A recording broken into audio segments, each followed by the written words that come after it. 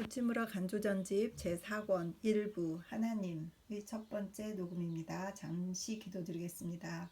사랑이 많으신 하나님 아버지, 주님의 은혜를 감사드립니다. 이제 제4권 리딩을 시작합니다. 주님, 지금까지 그래왔듯이 제4권을 통해서도 주님 큰 은혜 받을 수 있도록 인도하여 주시옵소서.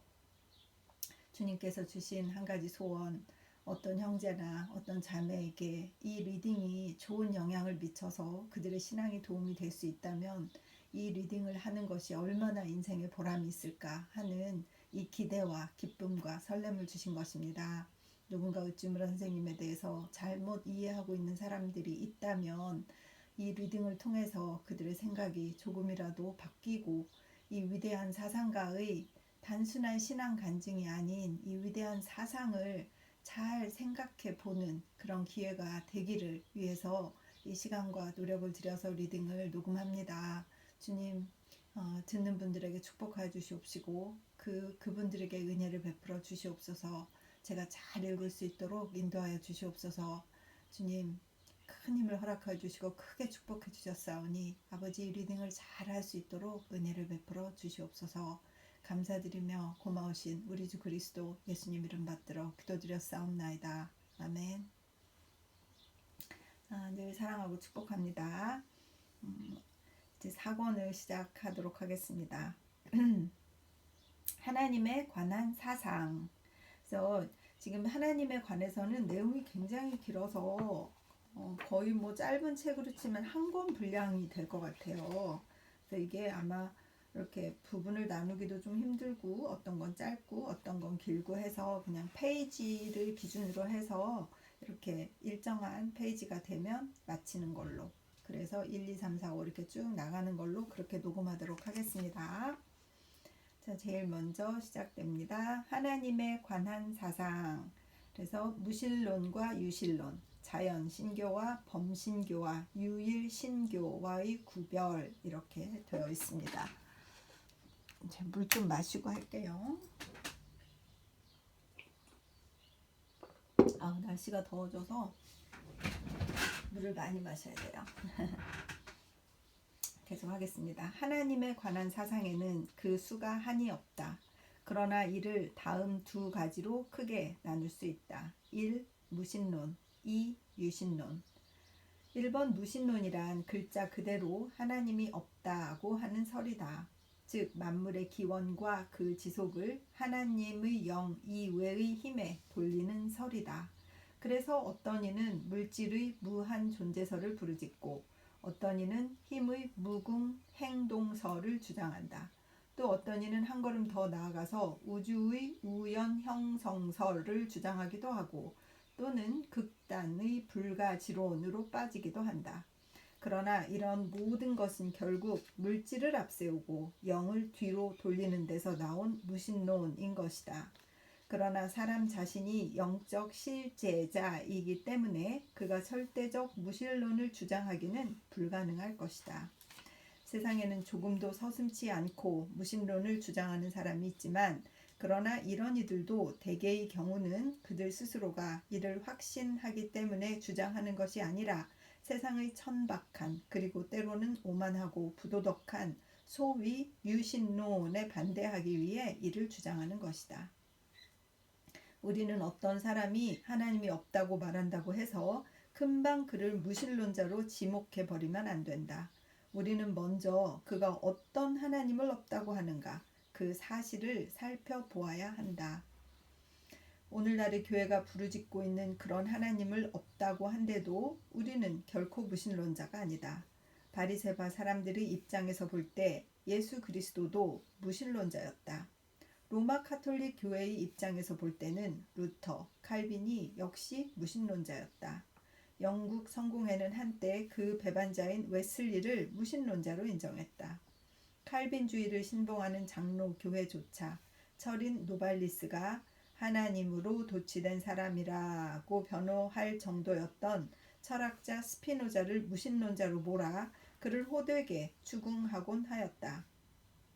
근제로 내려와 인도적인 투사였던 토마스 페인도 무신론자란 이름으로 낙인 찍혀 오다가 그 후 사후 100년인 이제 와서야 가까스로 이 오명을 벗어날 수가 있었다.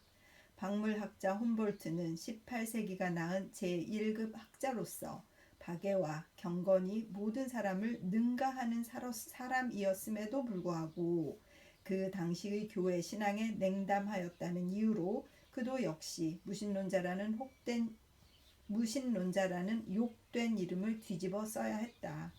그러나 그가 죽은 후 어떤 사람이 일찍이 그를 변호하여 말하기를 하나님의 이름을 입에 담지 않더라도 우주의 법칙이 시행되고 있음을 인정하는 사람은 무신론자가 아니다. 훔볼트는 우주를 법칙적으로 이해함으로써 자기 스스로 유신론자임을 증명하였다라고 하였다. 참으로 세상에는 무신론보다 한층 더 나쁜 무신론이 있다. 즉 입으로는 유신을 외치면서 몸으로는 무신을 드러내는 무신론이다. 예수가 무신론자였던 것이 아니다. 그를 죽인 신학자와 바리새파 사람들이 진짜 무신론자였던 것이다. 나는 한 번도 정직한 학자이면서 절대적 무신론자인 사람이 이 세상에 존재하는 것을 보지 못했다. 2번. 하나님은 없다고 하는 설에 대해 하나님은 있다고 하는 설이다. 유신론이죠. 우주는 저절로 생겨나서 지속되고 있는 것이 아니라 어떤 다른 힘을 통해 생겨나서 자신을 지속시키고 있는 것이라고 한다. 즉 우주가 전능한 것이 아니라 전능하신 분은 우주 이외에 계신다고 하는 말이다. 이것이 유신론이다. 그러나 하나님은 어떻게 계신가? 이 문제의 해결 여하에 따라 유신론은 다시 몇 파로 갈라진다. 이를 다음과 같은 세 파로 크게 나눌 수 있다.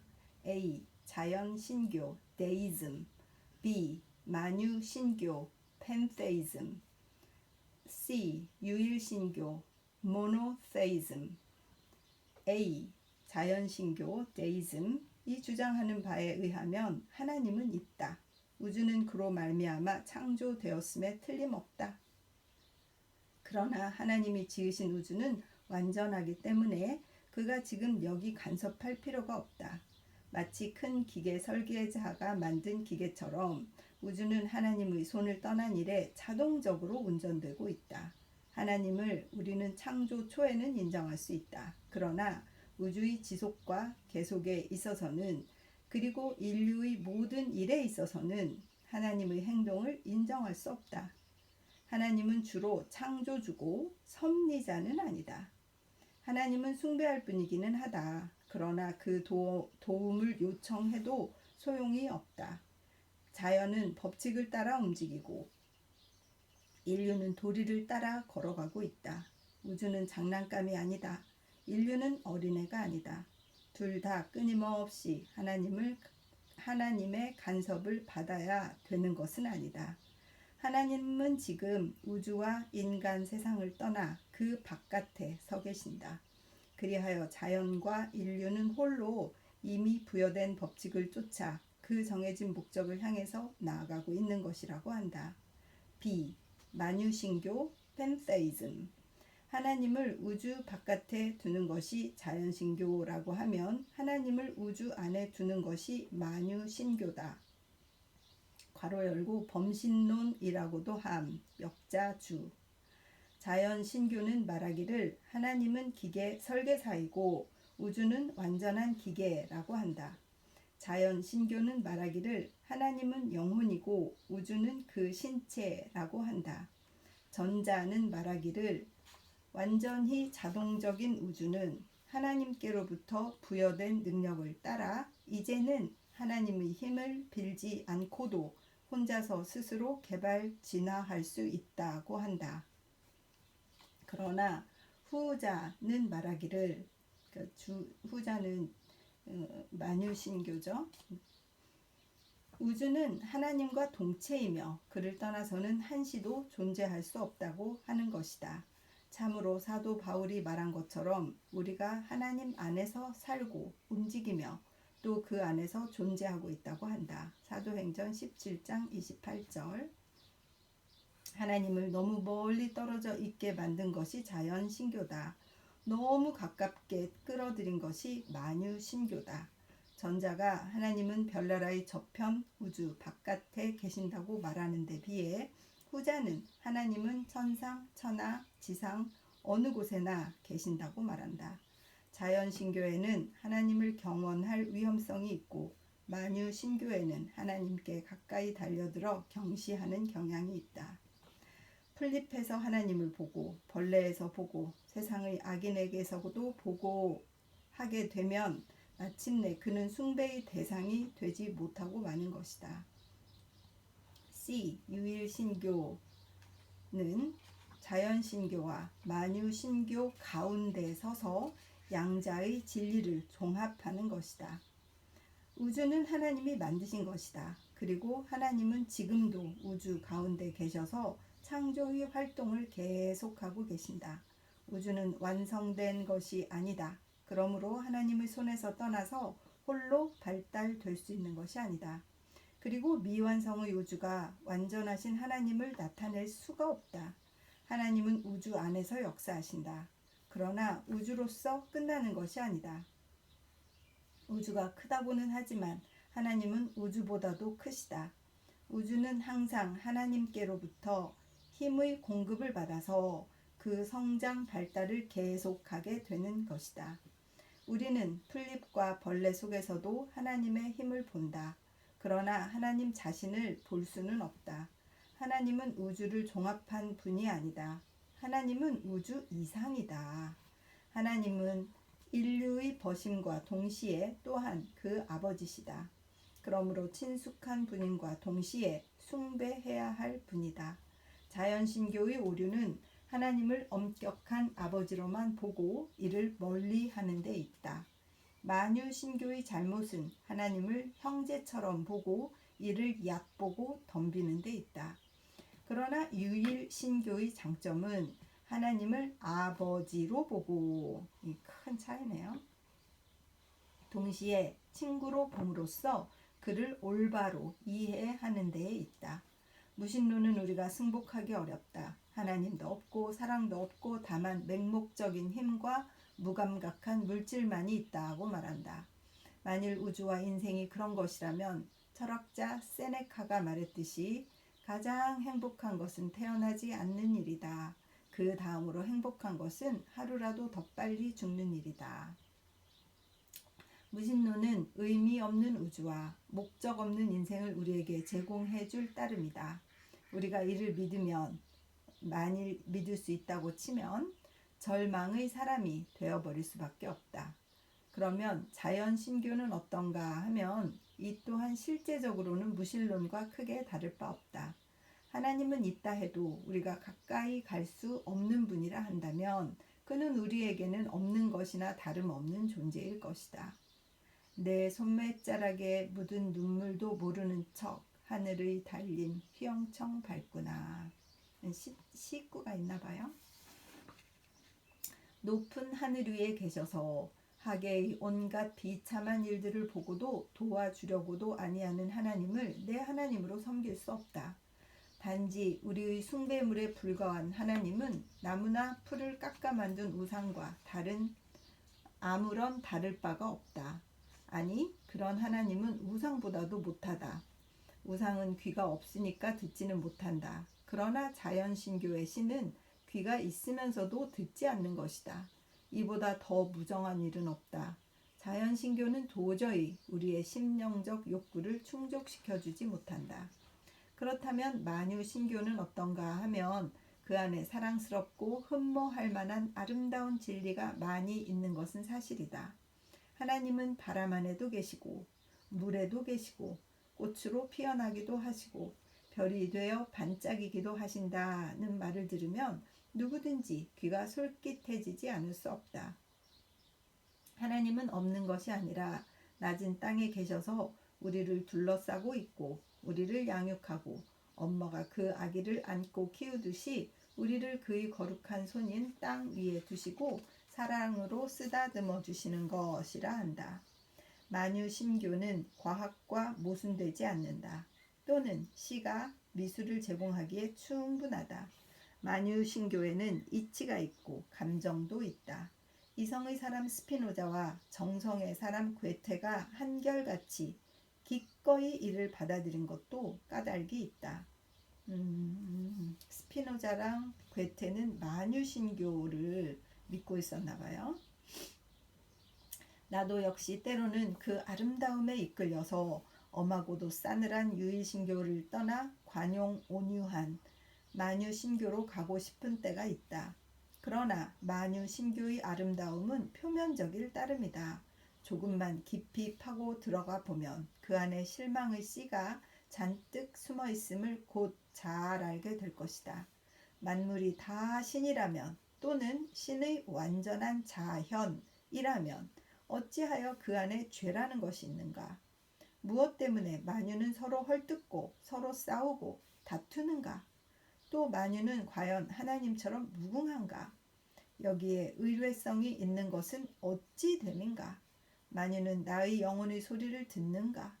내가 만유를 얻는다 해도 그것으로 만족할 수 있는가?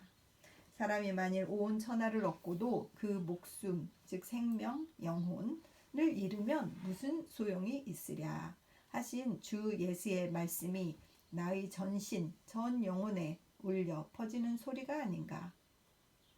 우주는 아름답다. 그러나 그 아름다움은 우리의 모든 성품을 만족시키는 아름다움은 아니다. 나에게는 전 우주로도 모자라는 아름다움을 여전히 욕구한다. 즉 하나님의 아름답고 거룩하신 얼굴을 뵙고 경배하고 싶은 욕구가 있다. 그러나 그 아름다움은 아직 해의 향기를 바라는 벚꽃 같은 아름다움은 아니다. 후지산 꼭대기를 비추는 석양의 아름다움은 아니다. 십자가 위에 고개를 떨어뜨리고 다 이루었다고 외치신 그리스도의 아름다움이다. 내 안에는 만유신교로서는 충족될 수 없는 공허가 있다. 그런데 그 이유는 명백하다. 사람 자신이 하나님의 성품을 띠고 있고 무한하고 우주 이상이기 때문이다. 하나님의 이상은 그만두고라도 인간의 이상 역시 우주 이상이다. 인간은 그 이상을 우주에서 받지 않았다. 직접 하나님에게서 받은 것이다. 그러므로 인간은 우주에게 동화, 즉 컨폼 될 자가 아니라 우주가 인간에게 동화되어야 하는 것이다. 인간이 우주에게 동화되는 게 아니라 우주가 인간에게 동화되어야 한다. 이거 쉽지 않은데 그죠? 우주는 아직 완성되지 않았다. 우주를 완성시키는 직분을 하나님은 사람에게 맡기셨다. 그러므로 인간이 우주를 하나님과 동일시하는 것은 자기보다 못한 것을 하나님으로 보는 것과 마찬가지다. 하나님을 우주와 같은 크기로 이해하는 것도 또는 하나님을 우주성으로 이해하는 것도 모두 하나님을 인간 이하로 이해하는 것이나 마찬가지다. 만유신교에는 또 하나의 큰 결점이 있다. 그것은 선악을 명백하게 구별할 수 없다는 사실이다. 만일 만유가 하나님의 완전한 자현이라면 그 가운데의 악한 것도 또한 하나님의 행위가 된다. 그런데 만사를 다 자연에게서 배우게 되다가는 인간은 필연적으로 자연으로까지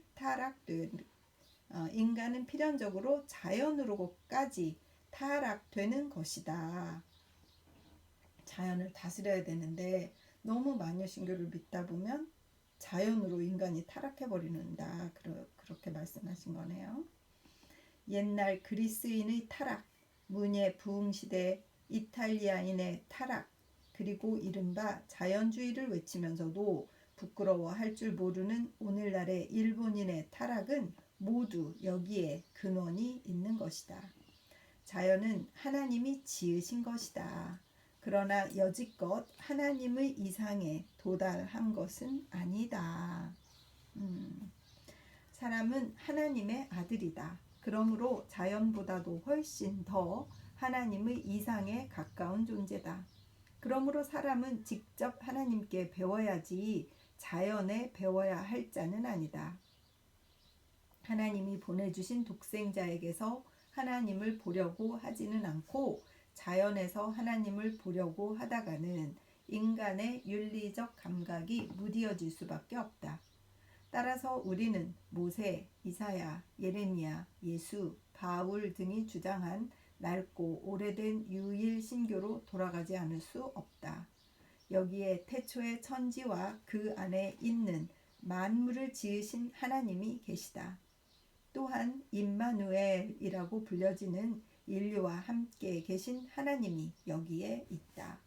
그런데 이 두 분은 두 하나님이 아니다. 동일한 하나님이다.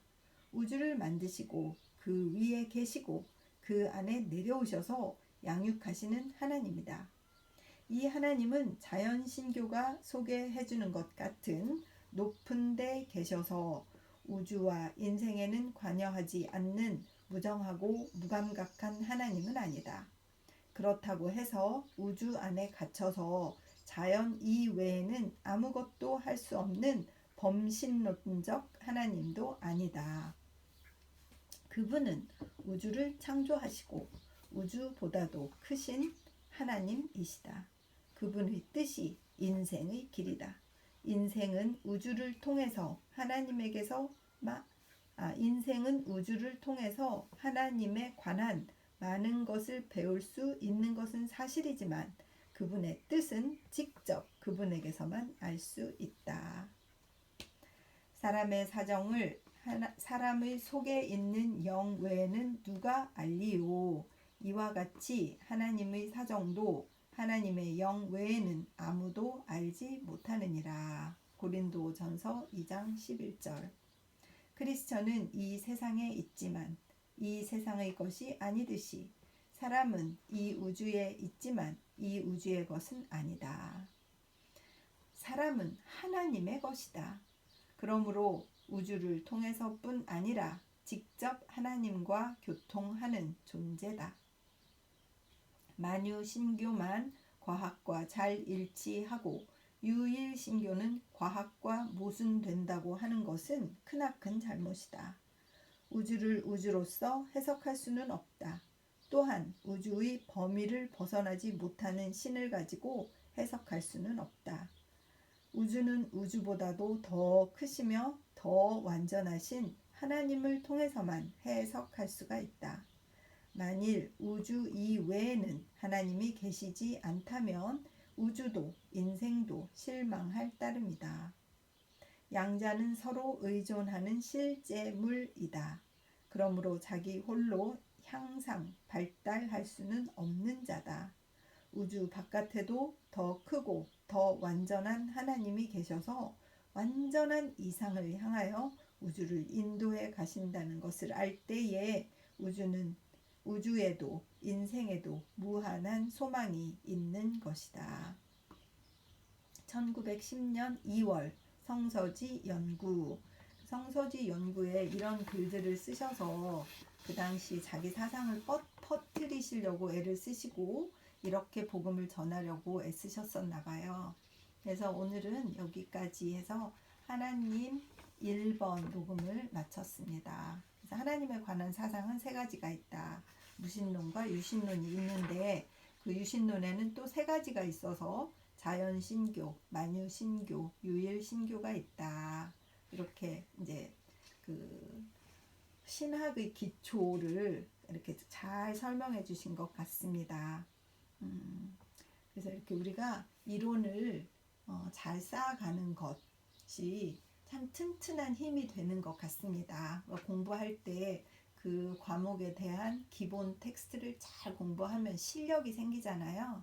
그래서 하나님에 관해서도 더 훌륭하신 분들이 어떤 생각들을 하고 어떤 사상을 이루었는가 하는 것을 이렇게 엿볼 수 있는 기회를 가지게 돼서 참 영광이다 이런 생각을 가지고 있습니다. 쭉 읽으면서 또 더 튼튼한 기본, 그래서 이렇게 사람들이 말도 안 되는 것을 가지고 도전할 때 대답할 것을 충분히 가지는 그런 형제 자매가 되었으면 좋겠습니다. 잠깐 기도드리겠습니다. 사랑이 많으신 하나님 아버지, 우찌무라 선생님이 그랬듯이 저도 역시 유일신교, 인간보다 크시고 자연보다 크시고 이 모든 섭리 밖에 계셔서 이 섭리를 주장하시고 주관하시는 하나님이 계신 것을 믿습니다. 하나님, 이 리딩을 듣는 형제나 자매가 있어서 하나님이 어떤 분인가, 인간들은 하나님을 어떻게 정의하고 있는가를 생각을 정립할 때에 이 리딩이 도움이 될 수 있도록 인도하여 주시옵소서. 이 세상 살면서 역사 가운데, 현재 가운데, 미래 가운데 어떤 시간 속에 어떤 한 형제나 어떤 한 자매라도 이 리딩을 접하게 된다면 그분들의 영혼을 사랑하고 축복합니다. 또 그분들이 우찌무라 선생님을 통해서 자기들의 사상이 좀 더 확실해지고 위로받고 격려받고 질문에 대답받는 그런 귀한 리딩이 될 수 있도록 이 리딩을 축복하시고 은혜 베풀어 주시옵소서. 감사드리며 고마우신 우리 주 그리스도 예수님 이름 받들어 기도드렸사옵나이다. 아멘. 사랑하고 축복합니다.